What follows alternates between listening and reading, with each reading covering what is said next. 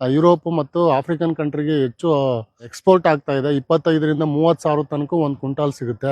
ಎಲ್ಲ ರೈತ ಬಂದವ್ರಿಗೆ ನಮಸ್ಕಾರ. ಚಿಯಾ ಚಿಯಾ ಅಂತ ಎಲ್ಲ ಹೇಳ್ತಾ ಇರ್ತಾರೆ, ಅದೊಂದು ಸೂಪರ್ ಫುಡ್ ಅಂತ.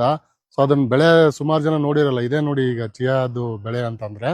ಸೊ ಇದನ್ನ ಸೂಪರ್ ಫುಡ್ ಅಂತ ಯಾಕೆ ಅಂತಾರನ್ನಪ್ಪ ಅಂದ್ರೆ ಇದರಲ್ಲಿ ಅಧಿಕವಾಗಿ ನಾರಿನಂಶ, ವಿಟಮಿನ್ಸ್, ಮಿನರಲ್ಸ್ ತುಂಬಾ ಇರೋದ್ರಿಂದ ಇದನ್ನೆಲ್ಲ ಸೂಪರ್ ಫುಡ್ ಆಗಿ ಬೇರೆ ಬೇರೆ ರೀತಿಯಿಂದೆಲ್ಲ ಬಳಸ್ತಾರೆ. ತುಂಬಾ ಇದು ಎಕ್ಸ್ಪೋರ್ಟ್ ಆಗುತ್ತೆ. ಅಂದ್ರೆ ರೈತರಿಗೆ ಹೆಚ್ಚು ಆದಾಯ ಸಿಗ್ತಾ ಇದೆ ಅಂತಂದಪ್ಪ ಅಂದ್ರೆ ಇದು ಯುರೋಪ್ ಮತ್ತು ಆಫ್ರಿಕನ್ ಕಂಟ್ರಿಗೆ ಹೆಚ್ಚು ಎಕ್ಸ್ಪೋರ್ಟ್ ಆಗ್ತಾ ಇದೆ. 25ರಿಂದ 30 ಸಾವಿರ ತನಕ ಒಂದು ಕ್ವಿಂಟಾಲ್ ಸಿಗುತ್ತೆ. ಆದ್ರೆ ರೈತರು ಇದನ್ನ ಕಡಿಮೆ ನೀರು, ಕಡಿಮೆ ಫಲವತ್ತತೆ ಇರ್ತಕ್ಕಂಥ ಜಮೀನಲ್ಲಿ ಬೆಳಿಬಹುದು. ಹಂಗಾಗಿ SD ಕೋಟೆ, ಪಿರಿಯಾಪಟ್ಟಣ ಭಾಗದಲ್ಲಿ ಯಾಕೆ ಬೆಳೀತಾ ಇದಾರಪ್ಪ ಅಂತಂದ್ರೆ ಅಲ್ಲಿ ಕಾಡು ಪ್ರಾಣಿಗಳ ಹಾವಳಿ ಜಾಸ್ತಿ ಇದೆ.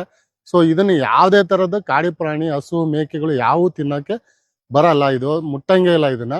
ಸೊ ಹಾಗಾಗಿ ಇದು ಒಳ್ಳೆ ಒಂದು ಬೆಳೆ ಅಂತ ಹೇಳ್ಬೋದು. ಆಮೇಲೆ ಕಡಿಮೆ ಖರ್ಚು, ಕಡಿಮೆ ನೀರು ಮತ್ತೆ ಕಡಿಮೆ ಫಲವತ್ತತೆಯಲ್ಲಿ ಬೆಳೀತಕ್ಕಂಥ ಬೆಳೆ ಅಂತಂದ್ರೆ ಇದು.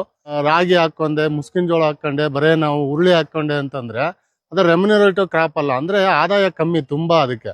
ಸೊ ಈ ತರದ್ ಒಂದು 3 ಕ್ವಿಂಟಲ್ 4 ಕ್ವಿಂಟಲ್ ಒಂದು ಎಕರೆ ಬೆಳೆದ್ರು ಅವರಿಗೆ ಹತ್ತತ್ರ 90ರಿಂದ 1 ಲಕ್ಷ ರೂಪಾಯಿ ಸಿಗುತ್ತೆ ಒಂದು ಎಕರೆಗೆ. ಚಾಮರಾಜನಗರ, ಹಾಸನ, ತುಮಕೂರು, ಉತ್ತರ ಕರ್ನಾಟಕದಲ್ಲೂ, ಬಿಜಾಪುರ, ಬೆಳಗಾವಲ್ಲೂ ಈ ಬೆಳೆನ ಈಗ ಬೆಳೆಯಕ್ಕೆ ಸ್ಟಾರ್ಟ್ ಮಾಡಿದ್ದಾರೆ.